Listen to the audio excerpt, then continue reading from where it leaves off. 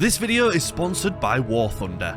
So last week we grinded the first Rockstar game for the channel in L.A Noire, also go watch that if you haven't yet. Well, that got me thinking that I should play more Rockstar games, so I thought the next logical step is my favourite Grand Theft Auto ever made with San Andreas. Now growing up, this was the only game that I was not allowed to play as a kid. Oh, but don't worry, I could rip people apart on Mortal Kombat as much as I wanted to in every way I possibly could. However, protecting my crew from a rival gang attack? Oh, no.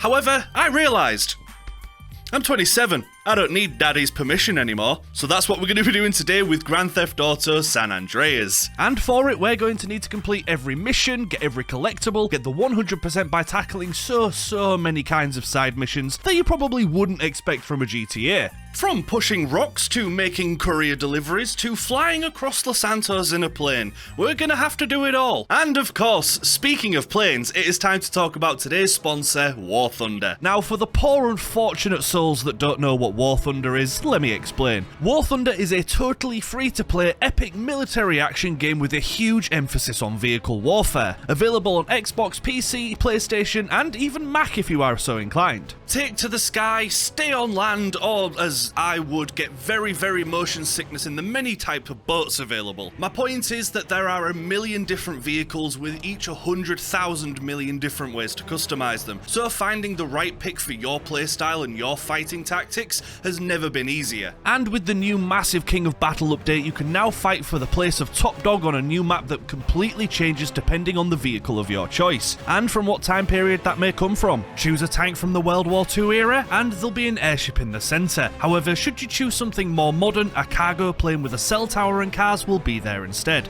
as a single example. And with this update as well, the Black Hawk helicopter finally makes its long-awaited debut as well. But with engaging gameplay, stunning locations, the most unique damage system, unlimited customization, you would really be a fool not to give this a go for free. So make sure you download War Thunder today completely for free by using the link in the description below, especially if you haven't played it before or have taken a long break, as right now you can get many special bonuses for simply downloading, such as special vehicles, unique skins, currency. My lord, there is just too much to mention. So hurry up before all of these amazing bonuses expire. Again, the link is in the description below, and thank you once again to War Thunder for sponsoring today's video. Anyway, back to the grind. With 35 achievements up for grabs, I think it makes sense that we just crack straight on and get to it. So, without further ado, welcome to the achievement grind.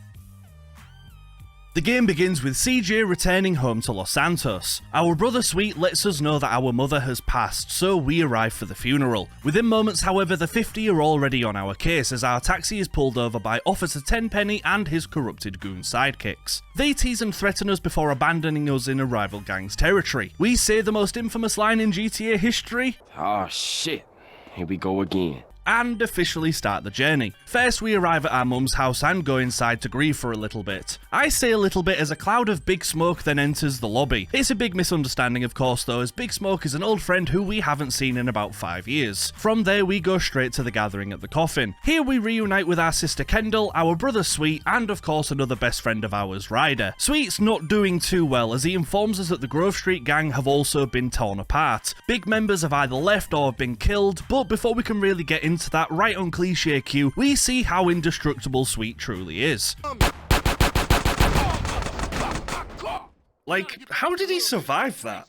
Never mind that, with our ride destroyed, we steal some local bites and go on a merry cruise home Stranger Things style. Once home, that's the first mission complete, and with that, we also unlock the first achievement, Getting Started. Now, with San Andreas at our feet, I bet you're wondering what our first step in this new world is gonna be. Well, it's actually to save lives. The first thing we do is steal an ambulance, and with that, we now have access to the paramedic missions. The missions are fairly simple in premise. We just have to drive around Los Santos looking for injured people, and when we find them, we need to load them into the back and take them to hospital. And every level of this minigame increases the amount of people you need to save and how far away they are from the hospital to begin with, so it can get pretty dicey. Now, honestly, I was a little nervous about starting this right away. I remember trying to do this as a teenager and either running out of time, killing one of the victims, or totaling the ambulance. However, this time we started to complete it fairly nicely. Don't get me wrong, there were some close calls, but we spent about an hour saving all those that needed to be saved. When we finished finished level 12, we completed all of the paramedic missions and unlocked our next achievement as well, Saviour. And honestly, I don't know what paramedics are complaining about. After a single night's work, we had already nearly 40 grand in our wallets. This truly is a fairly easy job.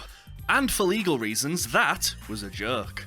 My point is, for having lined our pockets rather nicely with a day's work, we then bought our first house. And for doing so, we also unlocked the achievement, The American Dream. On a roll, we then decided to carry on with some more of the side missions that had achievements and gave CJ some better stats, like more health and such. Next was the fireman missions, and honestly, these were the easiest of the bunch. You just have to go and put out fires and people on fire across the map, and it is so easy to do. Literally completed all 12 levels in about 15 minutes and unlocked Rescue a Kitten too. And yes, all kittens should be rescued if need be, just ask little Clem here. The next task was Uber though. We just have to pick up stranded humans and cart their asses on over to a different spot. Again, these were fairly easy, however it took a lot longer, as instead of 12 levels we have to do 50 fares instead, which can certainly take a moment. However, it's not all bad news though, as we accidentally unlocked another achievement that I didn't even know existed. We must have been a wonderful member to society, as we went the entire day without making crime, and with that unlocked, today was a good day. But about 5 minutes later after that as well, we completed the last fare that we needed and also unlocked Yes I Speak English as well. See, now that's not bad at all, not bad at all. Over 100 grand in the wallet already. So I bet you're wondering how we celebrate this win.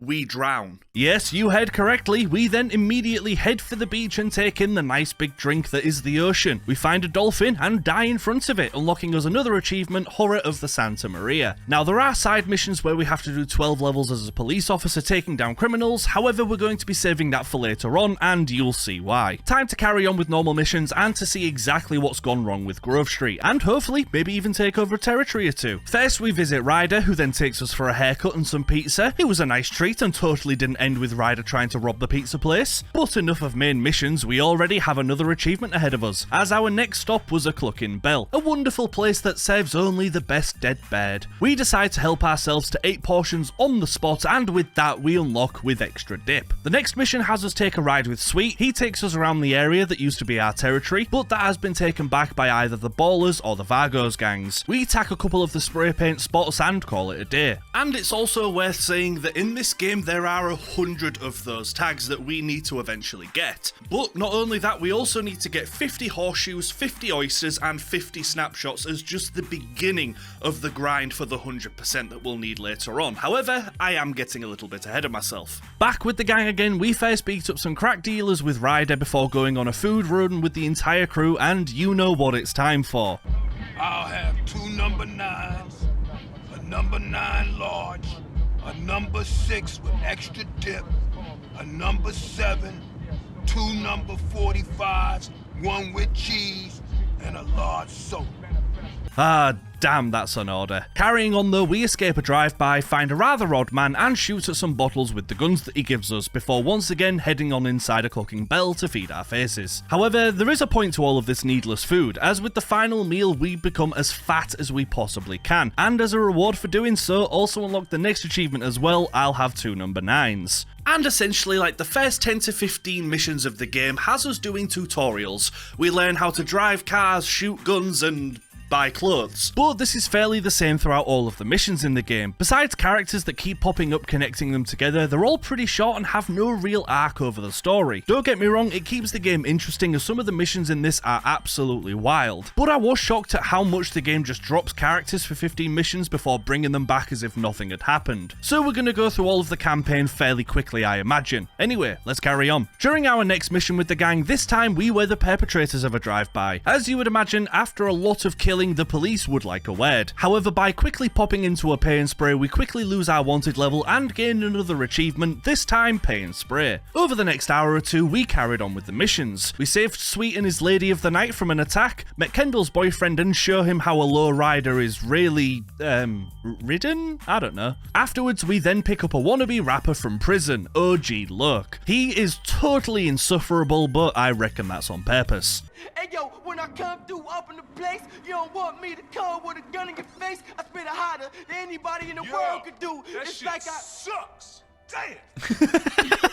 Now, 2 of OG Loke's missions technically have 2 achievements tied to them, so we'll soon be back with him. In the meantime, we stole guns with Ryder and took the train with Big Smoke, where all we had to do was follow the damn train. As I said, these missions are just missions, and there isn't really any plot to speak of, so we carried on quickly. Eventually, we reached OG Loke. Now, he, as I mentioned, wants to be the world's best rapper. However, again, as you've heard, he sucks. But my god, the man's got ambition. That's why he wants us to go and steal a van from the beach that has got tons of equipment that he needs, which is easily done. Now, when I say easily done, for some reason before we steal this van, we must dance. Now, honestly, the dancing minigame is fairly easy, but again, cluelessly, I didn't even realise that there was an achievement here. As when we finished our performance, and for it being totally perfect, we unlocked the next achievement, Smooth Moves. Now, this isn't the only place you can unlock this achievement, but it's great for not going out of your way later on, so getting it now felt great. With this done, we now steal the van and move on. Now, on the subject of stealing, OG Loke sends us out again. This time we have to steal another rapper's rhyme book. Again, we comply. Now, this book belongs to Mad Dog, and in it we will have to go through his mansion to find it. However, the achievement here is to stealth kill all of the enemies inside. Now, other than the bartender being Daredevil and missing a couple of shots, this isn't the hardest thing to do in the game. So we eventually kill our way to the book, steal it, and make our escape. For doing that flawlessly, we unlocked Assassin. For now, it's back to the usual, completing all of the missions that we can. We do a couple with Sweet, Ryder, and even Tenpenny when he needs a favour. Nothing too much here to comment on. That is until we start the Green Saber mission. At this point, Grove Street are starting to take their turf back. They get a decent following and are ready for a big gig to help put them on top and really hurt the ballers. However, on the way there, Kendall's boyfriend Caesar gets in touch with us saying that we need to go and see him immediately. And he is not wrong. When we get there, we see Ryder and Big Smoke hanging out with not only the ballers but Tenpenny as well. Now here we find out that the drive-by that killed CJ's mum was actually meant for Sweet, and the car that did it, the Green Saber, is also in the garage. Ryder and Big Smoke sold out Grove Street to the ballers as they're the ones that planned the drive-by. Yikes, that's a bad day if ever I've heard one. However, we realise that Sweet is also in much more danger than we thought, as he is heading straight towards a trap. We go to save him, however he is gravely injured. We stand our ground for a little bit until the police arrive, and with that we unlock the next achievement, all dressed up for San Fierro. And that's exactly where Tenpenny has taken us, San Fierro. He tells us that Sweet is alive and recovering inside prison hospital. We're dumped here and told that we need to do some favours for Tenpenny in order to keep Sweet alive and well. That also means that we can't head back to the First Island to try and kill Smoke or Ryder either, yet. So our first job is to kill somebody who is about to testify against Tenpenny and his fellow officers. So we rid him of oxygen and take a couple of nice photos as proof. But with that, we're now stranded on a separate island and must hang out here before we can go back to Los Santos. Now, even though we're in a brand new forest and woodland location, the game plays very much the same as before. We meet new people and perform odd missions with them for their favour, like robbing betting shops with a girlfriend of ours or burning bush with the truth. The only people that we talk to that we knew before are Tenpenny, of course, but Kendall and Caesar also come back from time to time. Genuinely, the only thing worth noting here at all is that eventually we team up with Caesar, Kendall, and a couple of other people that we meet to buy a garage that we turn into a chop shop. That's literally it. Oh, and we also meet somebody else whilst doing some racing missions called Woozy. He pops up a lot later on, so it's best to mention him now. Oh, and yeah, if you can't tell, he's blind. But after about maybe 5 or 6 hours of missions and the occasional extra task needed for the 100%, we came across our next achievement. In the game, there are vehicle schools where you must perform different tasks in either cars, bikes, boats, or planes. However, they are quite simple to do. Shockingly though, when we complete our first, we unlock the next achievement, Schools Out. Now back to it. Over the last couple of hours, we've been getting closer to this woozy fellow that we met at the races. Now this kind and polite friend is the leader of the Mountain Cloud Boys, a subsection of the San Fierro Triads. Now he is not a man to mess with. Thankfully though, he is our friend, and he brings us some information that we'll want to know. Earlier we took some pictures of key players in a syndicate that were interacting with some ballers that headed over here. Now the dude on the left runs the entire operation, but we don't know who he is. The one on the right is just some muscle called T-Bone, and the dude in the middle is Jizzy. Yep, his name is Jizzy, and he is the biggest pimp in the entire world. Wanting to find out more though, we decide to try to become pally with Jizzy so that we can infiltrate their gang. Honestly, it's the easiest thing to do. We walk up to him, say that we want to work for him, and he gives us a job. It's of course to kill people repeatedly, and we're good at it. So soon we work our way to becoming a firm friend with him. The next mission we have though is Mike Torino. The mission starts with T-Bone getting a call that an associate of theirs is stuck and needs help. He's been kidnapped and we need to go and find him. Now here lies our next achievement. Now normally throughout the mission you're given little clues on to where this guy could possibly be, whether it be you can hear heavy machinery or seagulls in the air. Now normally you're meant to piece these locations together in a sort of trial and error sort of way. However, if you do what I do and just gun it straight to the airport, when we crash through the main gates after heading straight there, we also unlock the next achievement, Who Needs Directions. It is quite an odd random achievement, but sod it, it's ours now. Now this Mike that we meet is actually the leader whose face we saw from the picture earlier. For now though, it's back to more of the usual. We complete more missions for Woozy as we get closer to Mike, with the occasional 10-penny case thrown in as well. After a couple more hours of murder, mayhem and swimming, we gain enough trust and are ready to finally shut this operation down. We turn on Jizzy and give him a taste of some bumper. Finally, I can stop saying that guy's name, and also if I get one Jizzy comment in the comments, I'm gonna, why did I say it? Now it's gonna happen. Oh,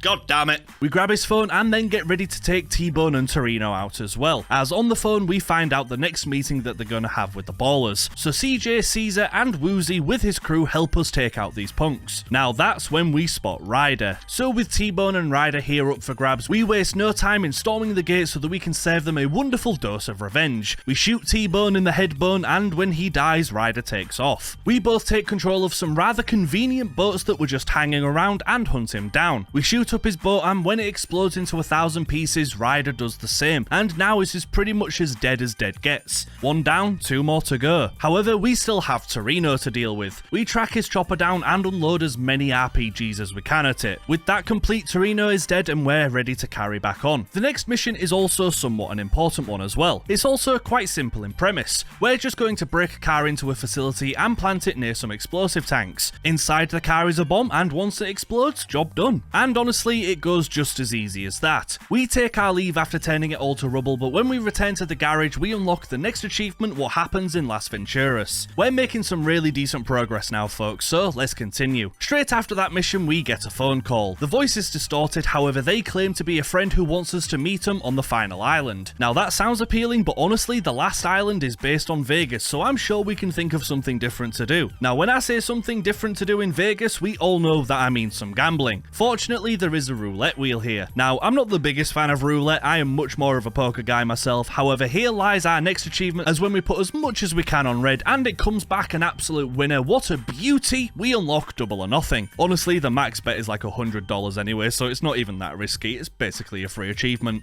But it was after this victory that I realised that the initial island was open for business again, so we headed straight there for another achievement. Back in Los Santos, we then stole a bike at the local skate park and proceeded to hit every single one of these checkpoints. Now, you do need a decent cycling skill to be able to do this, which thankfully we had already got. So when we completed it, we unlocked Biker Biker. Afterwards, I was ready to crack on with the campaign some more. Now, at the cabin of the strange voice, we find out that Torino is actually alive and well, because he wasn't on the helicopter that we shot down. Now, this is the big boss. He is an undercover government agent, and he now says that if we help him out with some of his investigations, that he can actually release Sweet early and everybody wins. Now again folks, I really wish I had something to say about this, however the missions are again really simple. He teaches us how to fly planes that come in handy for the missions, but other than that there's nothing to talk about. At the same time, we also help Woozy with some problems, as well as plan to rob a rival casino with him. So for now it's more main missions that don't really mean anything, whilst also trying to find some extra achievements as well as grind ourselves to the 100%. So with that, let's get to the next achievement. Now back in the casino, it turns out that I had missed a very easy achievement for being so focused on the roulette one. In the casino is a Wheel of Fortune. We just have to win over $1,000 in a single spin. Easy enough to do if you bet over 1,000 at a time, so we kept spinning until we claimed the victory, and with that unlocked Lucky Spinner. Well, do you folks remember earlier when I said that there were police missions in the game that we'd be saving for later, as we needed something for it? Well,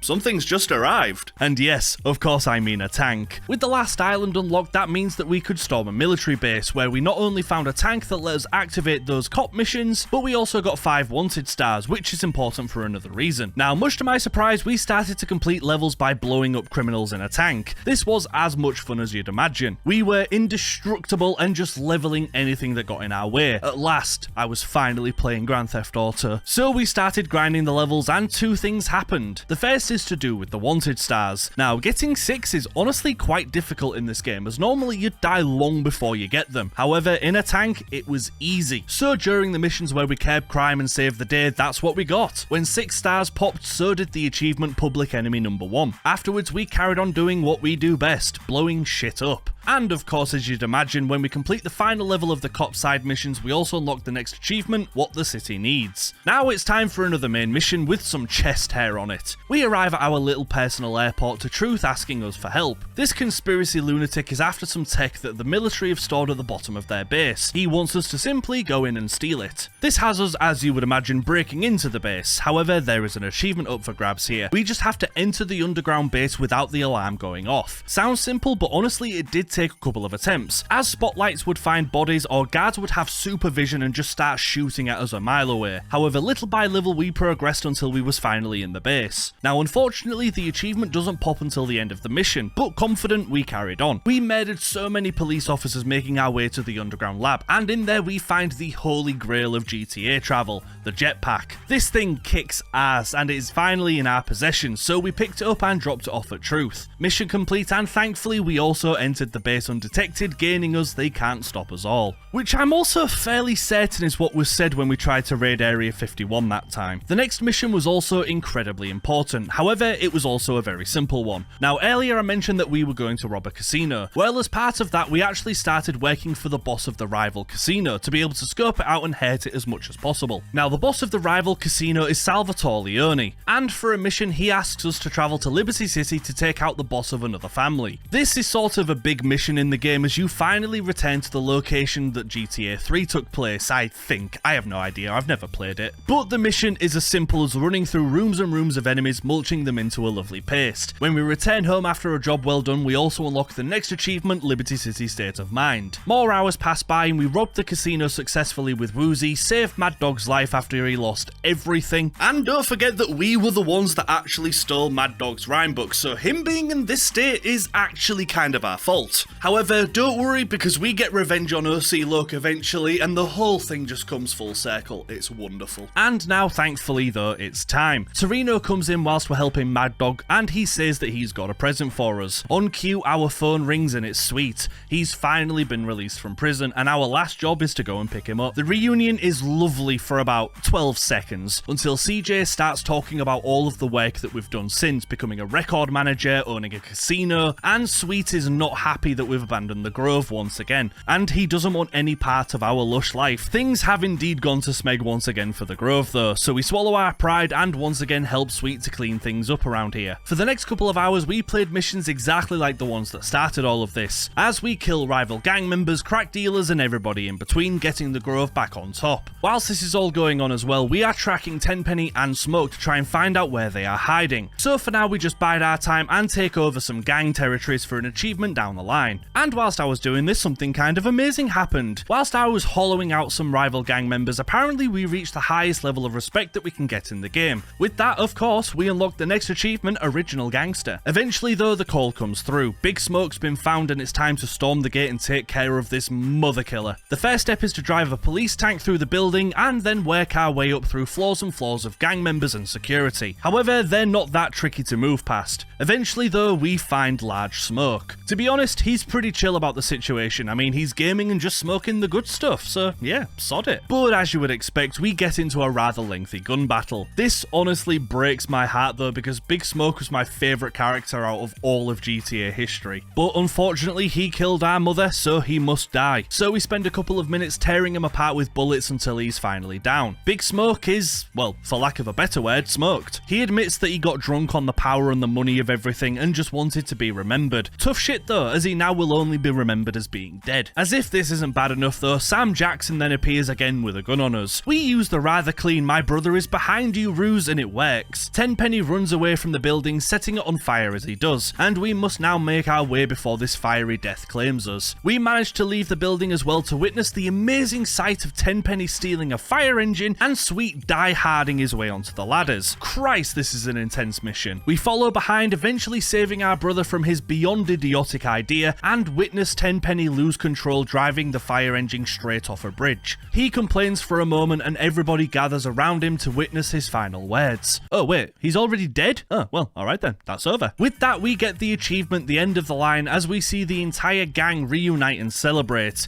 What a wonderful sitcom ending to a wonderful game. Now, honestly folks, I am a little bit disheartened by the fact that I couldn't really talk about anything in the main campaign. Even if I was to mention every mission of the game, it would just go down like a checklist, like we killed X, and then we robbed X, and then we kidnapped X, and you get the idea. Now, the story may be done, however, we are nowhere near completed yet, folks, because now it's time for the 100% the cleanup and the collectibles and everything else. And this is the exact moment that the grind became absolutely exhausting. And I mean, look at everything we have to do for the 100%, it's ridiculous. However, I am getting ahead of myself, so let's get this game wrapped up. Now, the first grueling task that we must do for another achievement is play basketball. I know, I was just as shocked as you are, but we have to score 30 points during the shooting minigame, and jokes aside, it's easy as hell. So when we got to 30 points in a couple of minutes, we wait for the game to end, and with that, unlocked hooping it up. After that, it was time to get our sex appeal to full as well. Now, this was trickier than I expected, however, once I knew what to do, it was over with rather quickly. For this, we got ourselves a rather dapper new outfit, if I don't mind saying so myself, followed by a rather dashing haircut and some new tattoos as well, and all of this did wonders. So when we robbed a car and hopped inside, that did the trick, and we got full sex appeal, unlocking Chick Magnet. The next achievement we got was also very easy in premise. We just needed a good bit of RNG, as in Los Santos is a betting shop. We just simply have to win a race. Now, this actually did take a little bit longer than I was expecting, because as you'd imagine, whichever number we picked would just lose. But after about 20 minutes, we bet correctly, and when our amazing horse blazed its way into first place, we also unlocked what are the odds? Honestly, folks, after this, it was just time to work towards the 100%, and my lord, it was horrible. Now, folks, honestly, it would take far too long to list everything that we did to get closer to the 100%. So just note that it took over 15 hours of grinding for us to even begin working on another achievement. Well, it's here with our next task. We just have to find 30 unique vehicles around the map and drive them to the import boat. Honest to God, this took me about 5 hours alone. This was so dull and honestly quite frustrating at times as well. So we just had to bite our tongue and head through it. One by one, we got every single car on that bastard list. It took a lot, both mentally and physically, however, with one last car saved, we completed every list and unlocked a legitimate business.